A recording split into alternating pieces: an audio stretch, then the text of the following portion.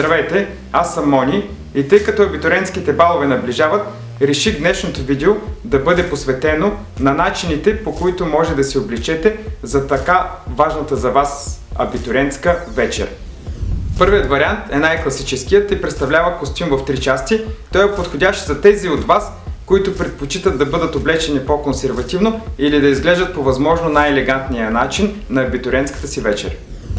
Втория вариант е за тези от вас, които имат намерение да експериментират и да изглеждат една идея по-нестандартно. За тях предлагам комбинацията от чино-панталони с сако с по-спортен дизайн и папионка. Третият вариант е за тези от вас, които нямат намерение да инвестират в костюм или пък искат дрехите, с които бъдат облечени на абитуриентския си бал, да могат да бъдат носени и след това. За тях комбинацията, която предлагаме, от износени дънки, тениска, по-спортно сако и кърпичка за джоба на сакото. Благодаря ви, че изгледахте нашето видео.